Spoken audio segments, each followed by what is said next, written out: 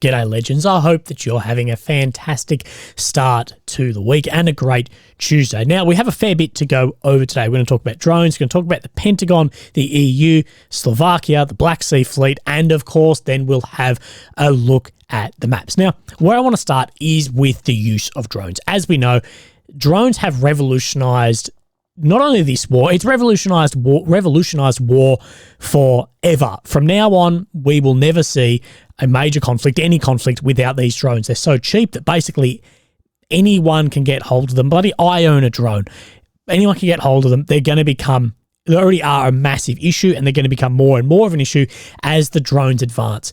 The drone technology is advancing so much faster than the technology to counter the drones, and there's no real good counter yet. There are counters, but they're nowhere near as cheap or in as many volume that then the drones are as well. And I could actually see a complete ban of like your DJI drones in countries. Like, how do you actually just stop this happening? I don't know, but we're going to go over some of this and some of these things that I did find interesting, as well as some counters. Now, we do have a video here of Ukrainians here using an angle grinder against one of the cluster munition shells that the US sent over to Ukraine. And we've seen this before. So this is at least the second time we've seen this, cutting this up. Now this, at least he's got boots on this time. Last time we did bare feet, but it's not going to happen if you hit one of the clusters. Clusters are very unstable outside of a shell like this. That's why they're a huge problem. If they don't explode, then they're a blind on the ground, and then they can explode with basically bloody anything over them. That's why people are against cluster munitions. But these being used to open up to get the bomblets out and then use them in drones. Because I guess if you've got one of these with X amount of bomblets in them, then it's one shell that scatters an area. But if you open it up and you get the 70 bomblets out, wherever they are, you can then arm, I guess, 70 drones from there. So it's interesting just to see that, like, the preference there of like, would rather use this on a drone than in its traditional role. Now, we do see drones used more and more, and we've actually even seen them in other conflicts picking up around the world. But I found this very interesting. Now, I can't say of the legitimacy of this, but this guy's been using it off geo-confirmed about how many videos there are seen from like FPV drones, which is like the headset thing on, steering them, to like your normal UAV type, which is typically like sort of your DJI. But let's look at this. While there's a lot of debate on the battlefield significance of FPV suicide drones, their contribution to AusInt is unquestionable. In September, they accounted for 33% of UAV-originated Ukraine geolocations and 26% of all geolocations. So across different bits and pieces here. But I just found this interesting. So you see from Feb to September, we're looking at the green is other UAV, the red is your drone drop, so from like your bloody DJI dropping a grenade, and your blue, of course, is your FPV. Now, what you can see is the drop munitions is shrinking over the amount of time in percentage, and then the blue being the suicides is picking up through here, and you can also see then the reduction of the other UAV use in that. And I'm not exactly sure what they mean by other UAV. I'm guessing a lot of like reconnaissance and other types like that. You've even got ones come out of mortars, whatever. But it is just interesting to see that sort of replacement shift of the FPV. FPV is a lot cheaper than the other drones, can be made in a lot more volume then as well. But I found those graphs very interesting in this. Now, we have seen Mikhailo Podolyak, the representative for Volodymyr Zelensky, say this: reinforcing the Ukrainian air defense system envisages not only increasing the number of advanced systems and missiles to them, which is important, but primarily solving a mathematical problem lying in the economics of war. Russian missiles are shot down by Patriot, SAMP-T, NASAMS, and RST systems. However, using them to shoot down combat drones like Shahed may be cost-effective in terms of the value of the critical object hit, but not in terms of the cost of the missile. So what he's meaning is, of course, the missile is significantly more expensive than a Shahed drone by a factor of many. Shahed, $25,000. Bloody Patriot missile might be $2-3 million. That doesn't make sense. What does make sense in that, though, is if that Shahed is going to hit a zone substation for electricity that costs $5 million, well, then it becomes the economics then suit that. But he goes on, thus, it leads to depletion of allied stockpiles and long-term weakening. So, of course, you can make a lot more Shahed than you can Patriot missiles. The solution is obvious. In addition to large caliber machine guns, there are plenty of simpler and cheaper anti-aircraft systems available today that have proven themselves to be effective against Shaheeds. These include Gepard and Vampire, both like machine gun air defense systems. Scaling the solution to Russian capabilities will minimize the effect of Russian raids and ensure long-term stability of Ukrainian skies and our neighboring NATO countries. The key thing today is timely decision making. So basically saying, and we've said this before, it does not make sense to hit a Shaheed with a bloody Patriot missile, but those air defense gun cannons, your SPAG, self-propelled anti-aircraft gun, are a lot better option from this. Now, we have actually looked at an Australian made weapon called the Slinger before. We saw the Ukrainian delegate to Australia in it actually firing off a few shots. And the ABC, who's our taxpayer-funded broadcaster who is questionable, does this video last night on their report. And so this is from EOS. That is where this Australian-made counter-drone system comes in. So 30mm cannon is the main gun with exploding rounds, and a Mag 58, which the Americans call, it's not the SAW, whatever you call the other one, but Mag 58 machine gun, which is a 7.62 machine gun, higher rate of fire on that. It works like a coaxial gun on a tank. So your tank has a 120mm or 125mm barrel, depending which country tank, but say 120mm and then 7.62 gun on it, and that fires, helps not only the sighting but also suppressing the target. This works the exact same because, of course, 30mm is going to have a lot lower rate of fire than the 7.62. You just hear it kicking off there. So that's 7.62. That's not the 30mm. Slinger.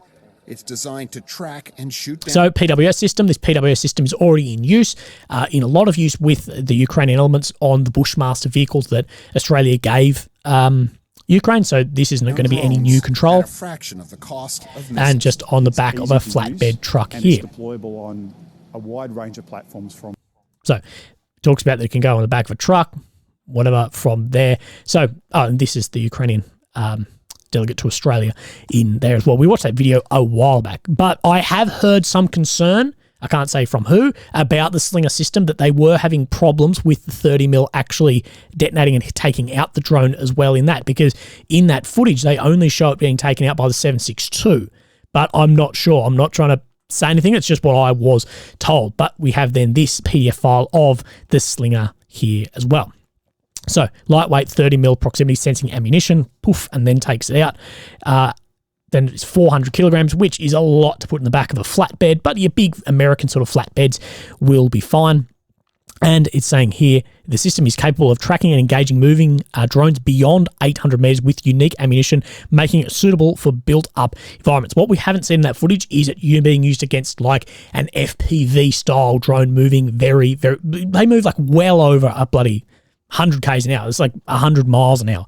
So we can see here, this is engaging here from the proximity sensor and taking out the drone there. That's off the 30mm. But what we saw in that was, of course, the 7.62 there. So, of course, we can see here the detection range and the other specifications if you're interested in this sort of thing. But it's with systems that the Bushmaster cannon is incredibly like being used. We know it works really, really well. PWS system, Ukraine is already using that, and 30mm ammo is common to make as well. So we will see those going into Ukraine. We've been, what have I done? Told that they'll go in significant numbers to something like 10, something around there. So could be one of the things against drones. Now, moving on. The foreign ministers of all 27 European member states have met in Ukraine. Well, not all, actually, I'm sort of wrong on that. There's at least been a representative of all 27 states have gone to display their support for Ukraine one day entering the EU, which the foreign policy chief, Joseph Borrell, saying Ukraine's future lies within the EU. Where I lied in that first bit, I'll correct it now, is the foreign ministers of Poland, Hungary, Latvia, and Sweden didn't attend, but they had a representative present. So a representative of all 27 states was there. Ukrainian Foreign Minister Dmytro Kuleba has said, glad to welcome EU foreign ministers at the historic meeting in Ukraine, adding, for the first time in history, outside current EU borders, but also within its future borders. So saying, of course, Ukraine is going to be within the future borders of the EU. President Zelensky has said in a statement after meeting with the ministers, our victory directly depends on our cooperation.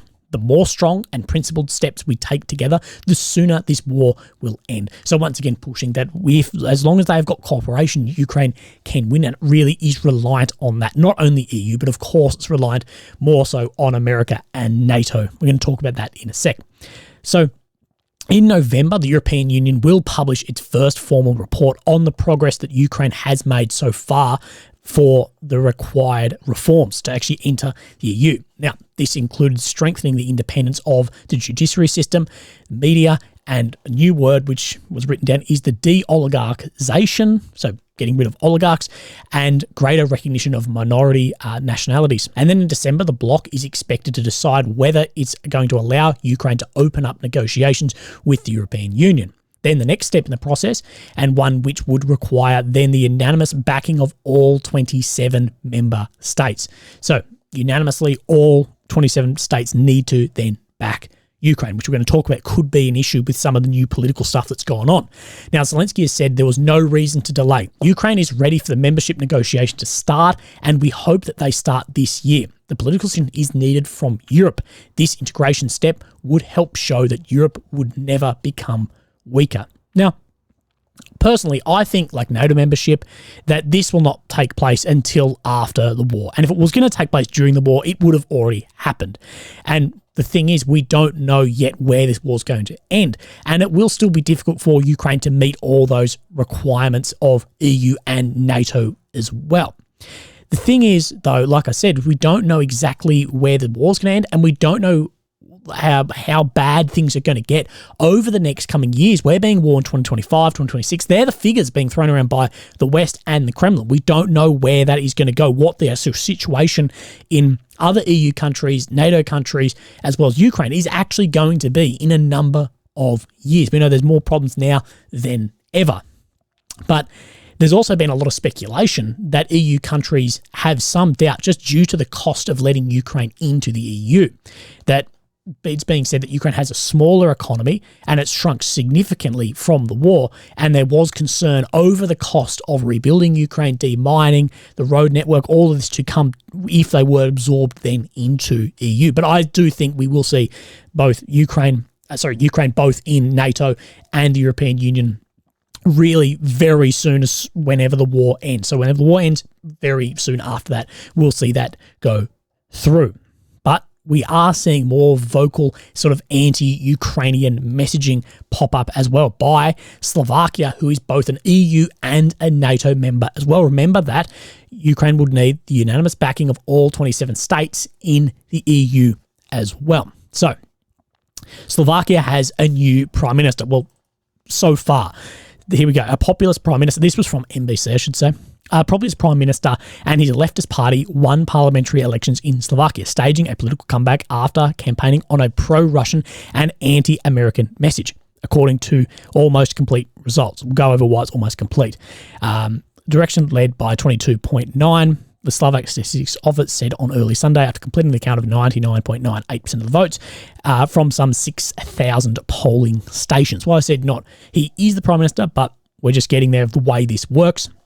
That the two-time former Prime Minister now has a chance to regain the job, but must first seek coalition partners, as his party did not secure a big enough share of the vote to govern on its own. So this happens in Australia too. You don't get enough to make up the government yourself, so you've got to go to the other partners and try and swing some people across onto you as well. But he has doubled down on his rhetoric, saying we'll do everything in his power to kickstart Russia-Ukraine peace talks, also saying more killing is not going to help anyone. And what you can get labelled as pro-Russian for, very, very little, but some of this absolutely is very anti-Ukrainian messaging here as well. V médiách sa otvorene hovorí o tom, že v radoch ukrajinskej armády sú čistí fašisti.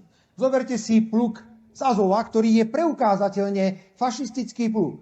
Viete, čo je na Slovensku povedané, že banderovci a takíto všelijakí, ktorí bojujú, to sú iba nejakí uliční bitkári na okraji spoločnosti. Ja som ešte ale nevidel uličného bitkára so samopalom a tankom. So you will hear this. You will hear that the guys on the neo-nationalist side in Ukraine are just some football hooligans doing this and that. Thing is, like he says here, the football hooligans, they haven't not got received heavy weapons training, whatever, from there. That's what he's getting at as well in the media. Alebo s delom. Oni sú predsa súčasťou konkrétnej armády a robia hrozné veci. Dokonca sme šokovaní, že im naťahujú červené koberce v zahraničí. Kto nemo a účelovo podporuje takéto javy v roku 2023, ide proti odkazu Slovenského národného povstania. My musíme klásť hrádze fašizmu a nacizmu vo všetkých podobách a vyzývam najvyšších ústavných činiteľov, aby takéto prejavy, používanie fašistických znakov a symbolov jasne odsudzovali, pretože oni sú len ticho. Sú ticho, lebo si myslia. I think there's some interesting parts in this. Now, Slovakia, no, they're no superpower. They're not like the States supplying weapons and this or that. It won't swing the shift of the war. The reason I show you that is, well, one, he's won the parliamentary election. So, you know, a majority of people in Slovakia, at least, well, not the majority, but enough feel that way to then vote him in. And he went on that. And that's the reason people are saying that he won. So maybe there's a shift in the people there. Slovakia has one of the votes as well for EU and NATO membership for a country like Ukraine. And I can tell you what, this bloody bloke, he's not voting yes to either of them, at least by the sounds of it from there. Now, I want to go over as well the Ministry of Defence about the Black Sea Fleet. In recent weeks, naval aviation component of Russia's Black Sea Fleet has assumed a particularly important role in the fleet's operations as it struggles to deal with concurrent threats on the southern flank of the Ukraine war. Naval aviation is emphasising maritime air patrol operations, highly likely with the primary mission of the early identification of uncrewed surface vessels. A key Russian asset in these operations is the B-12 male amphibious aircraft, designed in the 1950s, flying out of bases in occupied Crimea. Now, this is something that, if you remember, about 3 months ago, I reached out to a friend of mine who's actually fairly high up in the Navy about, like, what do you do about these drones? Like, what would be the actions?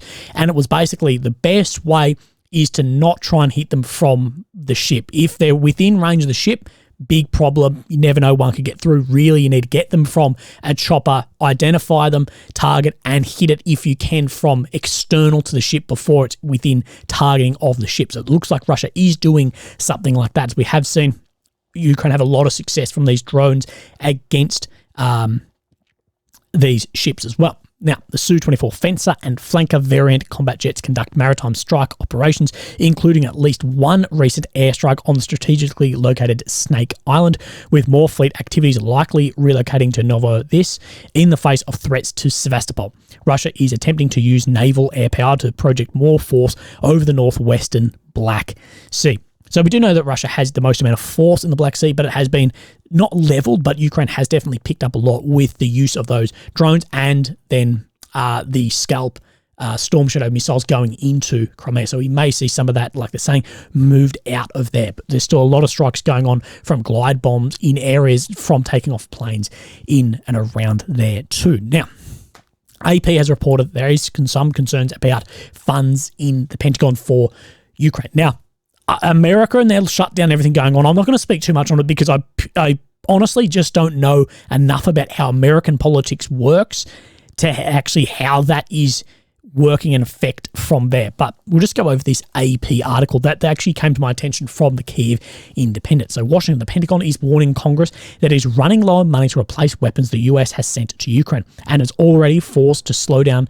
resupplying some troops, according to the letter sent to congressional leaders. The letter obtained by the AP urges Congress to replenish funding for Ukraine. Congress averted a government shutdown by passing a short-term funding bill over the weekend. I think that's what has gone around these measures. But the measure dropped all assistance for Ukraine in the battle against Russia, because we know there are some on the conservative side really pushing to end Ukraine support there.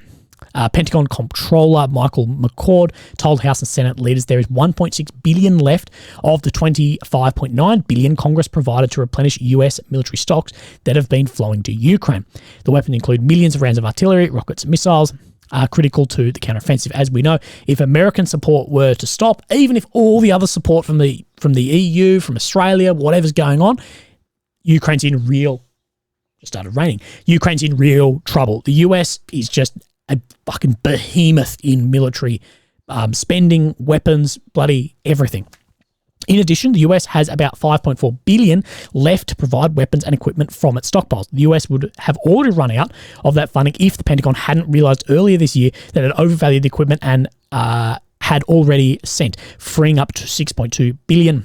Some of that has been sent in recent months. As we know, earlier this year, there was some people say it was a mistake. There's no fucking way that accountants at this level are making this mistake, that they overestimated some of the equipment to free up more. So let's say I bought this new and this was $20, my remote for my bloody thing, and I want to send this to Ukraine. What they were doing was they were saying, well, this was still $20 and sending it, or that then I have to get this to replace it, which is $50. Therefore, 50 is coming out of the Ukraine budget, when really I've used this for a year. Therefore, it is actually worth $4. So that was the problem in there. And they've gone, well, we've overestimated it by, well, 16 to replace it here, or bloody $46 to replace it with this new bit of equipment, and have freed up a lot of money from there. And I don't think that was an accident. I think it was just sneaky accounting to actually free up more for Ukraine. And we don't actually know what America is actually saying some of these weapons are worth, because I don't get what's stopping America just going, well, this weapon's actually worth $1. Like, I don't see what's actually somewhat stopping that. Anyway, I think that will be the way around a lot of this, because it is in America's interest, I believe, to keep funding there as well. I know it's a lot of money, whatever, but it is an opportunity to wear down Russia as well, which, you know, America's wanted to do for a long time. McCord said the US has completely run out of long-term funding for Kyiv through the Ukraine Security Assistance Initiative, which provides money to contract for future weapons. We've already been forced to slow down the replenishment of our own forces to hedge against an uncertain funding future. McCord said in the letter, failure to replenish our military services on a timely basis could harm our military's readiness, so could harm then America's. That, he added, without additional funding, the US will delay or curtail defense weapons, ammunition, drones, critical and urgent now as Russia prepares for the conduct a winter offensive. We don't know if Russia will go on the winter offensive, but it is looking like they may do that, like they did last year, but last year they still didn't make much ground. So Joe Biden said that aid will keep going. He said, we cannot under any circumstances allow America's support for Ukraine to be interrupted. We have time, not much time, and there's an overwhelming sense of urgency. And we know those weapons need to continue flowing into Ukraine, or if they get on the backlog, very bad, very quickly. Mark McKenna, senior advisor to the Centre of Strategic and International Studies, said if the aid doesn't keep flowing, Ukraine resistance will begin to weaken. If there's no new money, they're going to start feeling it by Thanksgiving. The short-term funding bill passed by Congress lasts only until mid-November, and McCord said it would be too risky for the Defence Department to divert money from that temporary funding bill to pay for more aid to Ukraine. So, not particularly sure what is actually going to happen in that, but it is a very sticky, bloody mess at the moment in the politics there, and politics everywhere around this. It's becoming really the forefront is what to do with the funding for Ukraine, because you have one side completely all for it, other side against it. It's become a massive point where people have completely different views on it, and all politics is like this. It doesn't matter what bloody argument. If you said this is a white remote, someone would go, no, it's not. It's bloody whatever color. Politics has just had this massive separation, and there's no real overlap anymore. But a lot will still say that Ukraine has the majority in the Senate in the US as well. But I'm not qualified enough to bloody speak on US stuff. So what we're going to do is we're going to have a look at the maps. I do know this is getting a little bit bloody long. The ISW has then put up this: an enduring end to the current Russian war on Ukraine requires forcing Putin to accept defeat. He and his successors must be made to realise they cannot impose their will on Ukraine and the Western military, cannot suborn Ukraine politically, and cannot prevail diplomatically. As long as the Kremlin cherishes any hope of success, which in any face-saving compromise settlement would refuel it to continue to overcome setbacks. So what is interesting in this is like an enduring end to the war, so they need Putin to accept defeat. The problem I think it's having is right now with the Ukrainian counteroffensive not really making any ground over the past 4 months is, well, that's not going to have Putin accept defeat. If anything, that's going to go, we could actually keep going in this as well. And we've seen that Sergei Shoigu has picked up that there could be another few years of funding as well in this. I think if the counteroffensive was sweeping like we were sort of told in the beginning, that would have maybe had Putin go, holy fuck, we cannot win this, and accept some defeat from there. Ukraine and the West should seek a permanent end to this conflict, not a temporary respite. Renewed war will likely be larger in scale and even more dangerous to Ukraine and the West. It will be extremely costly as well, since a renewed war, once Moscow has rearmed and prepared, will likely be far costlier and more dangerous. Demands to reduce the financial burden of supporting Ukraine now simply store up greater risk and expense in the future. So what I'm saying is, if you can defeat Russia now, you can make Ukraine win. There's not going to be another war down the track. If there is some end that's not, well, people will say Zelensky's 10-point peace plan, well, that's what the EU is going with, saying that there's nothing else other than that, is that Russia's just going to rearm and there's going to be a war down the line somewhere else, and it's going to be way more expensive than what it's costing the West for Ukraine, and it's going to be far, far worse once Russia rearms from here. So trying to really back Putin into a corner that if he accepts defeat and can't then have another offensive somewhere else, that means really Ukraine need to be in NATO and the EU, because we know Putin's just probably not going to go up against NATO and the EU, but also need to force that defeat as well. And at the moment, I couldn't tell you, no one can tell you where this is actually going to end, because there hasn't been, if you said right now who is winning, I would be like, it's funny 50-50. Russia's making ground, Ukraine's making ground in tiny little bits. No one is making like huge amounts of ground or losing huge amounts. End of last year, of course, you'd say Ukraine's, of course, winning. Earlier last year, you'd say Russia's winning. Right now, it's stagnant. We don't really know. Political issues, massive in Kremlin, yes, and political issues in the West, absolutely happening as well. All factors, I don't bloody know. Maybe the border just won't change. But what they're saying in that is, well, if the border doesn't change, Russia's going to go back, rearm, and this is going to happen again, and far worse. Now, let me stop talking shit. Let's have a look at the maps. Of course, we have Ukraine, the centre, the capital of Kyiv. Red areas occupied since 22, purple since 14. Now, the only changes we've seen actually on the deep state map are down near Robotyny, near Novopokrovka here as well. So let's step back to yesterday and then to today. So we do see that Ukraine had a little push out to the west here across there. Now, let's bring up then the, what are they called? Defensive works. So pushing to the west, not near the defensive works here, but taking up some positions there, which I don't know if this map is in front or behind the other maps, because a lot of other maps are saying that Russia had a northern push and actually took up some positions here, which is on the daily Ukraine map update from yesterday, and as well as Surak. So we're not too sure, but Deep State is showing that Ukraine made some ground there. But that is the only change we see up and down this map. So we also have then this from the ISW of this same region that doesn't show this westerly push out here, the Noporovka. This is Robotyny here. It doesn't show that bit, but does show to the northwest that Russia made some ground, and to the due south of Robotyny, they made some ground in there as well, being in and around this sort of lump here. But it does look significantly less on the deep state, than on the ISW. So the ISW is showing that there is more held in this area, but it is just difficult to get an idea of exactly where the town limits are here. So we can line up that I believe these are these positions here. So showing a lot more Russian controlled on the ISW rather than Ukraine as well as grey zone. So hard to line up, but let's just go with it. I think I'd probably trust the ISW map a little bit more than the deep state, but the ISW can still be very, very conservative in some other bits. So Surak has some stuff about Robotyny as well. So Ukrainian-Russian war, 586, situations up front. Ukrainian army retook a series of positions north of Verbove, previously lost on September. So Robotyny, Verbove here to the north, so sitting up in this area here, which would simulate from the other day that then movement there. Let's look, because we have another one from Surak.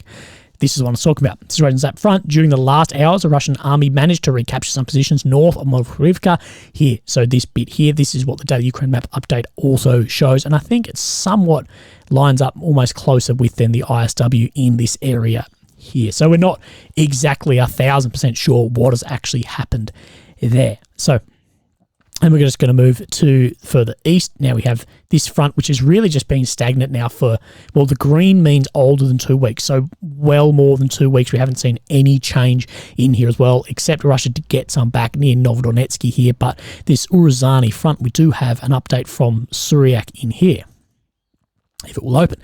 Situation southwest of Donetsk. Russian army made small advances east of Uruzani. So we see Uruzani here out to the east, that this did make some gain out around here. So I think this actually shows fairly similar. Let's see if we can actually find something to then actually line this up off. So we're going to have this paddock, then this one, and then this square. So talking that they've made through, I believe, this position here. These are very difficult to line up exactly what is what, as the paddocks, of course, are just in different conditions from when the maps were taken and whatever from there. But in and around this area, but doesn't show any change then on the deep state map. So then where we're going to move is we're going to move up here near Pobeda. So this is, let's zoom out, just to the south of Mariinka in here, to the northeast of Ugledar. So we're going to move is just down, zoom out a little bit. So we have Novomykhailivka in here as well. And then we have this from, who are they bloody called? Suryak Maps. Ukrainian-Russian War, Day 586, situation south of Donetsk City. Ukrainian army continue advancing northeast of Novomykhailivka and is slowly approaching the 2014 Ukrainian lines. I've called the blue here is the Ukrainian line. If we zoom out one, the purple here is the Ukrainian line. So let's have a look at where this paddock actually is. If we zoom in, we see this sort of squared off paddock and these two. This is these, and that is in this paddock here, I believe. So shown as grey zone, but this is showing that Ukraine made some ground into there. Now, so then we'll come up into Bakhmut. Now, we haven't seen, I believe, any change. No, maybe just a little bit of the blue area being captured controlled. It's looking slightly different there. So just pushed up into here, but that's just a correction on the grey zone where Ukraine actually controlled. Remember, there's Russian lines, grey zone, Ukrainian lines on that, but we have some from Suryak in this area too. So, situations south of Bakhmut. Ukrainian army still making some advances close to the railway and north of Klishkivka.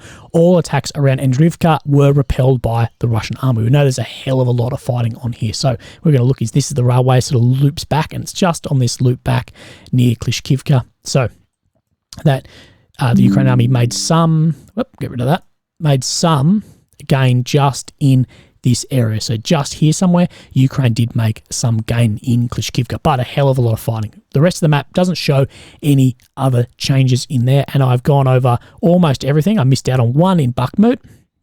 So Bakhmut here, that ISW said Ukraine had a marginal advance near Andrivka. Suryak says that the Russian army repelled everything in here, but it's just this little area, but there is no like blue, which ISW would normally show. So maybe it was just one line up or something, but it marginal, so not that much in the part. Again, hell of a lot of fighting. Legends, thank you so much for your time. I know this one was a bit longer, trying to get the time down, but I really do appreciate your time. If you'd like to support me, there's links down below, but never feel obliged. If you'd like to buy some merch, also the link is down below. Thank you very much. Look after yourself. Have a great day. Bye-bye.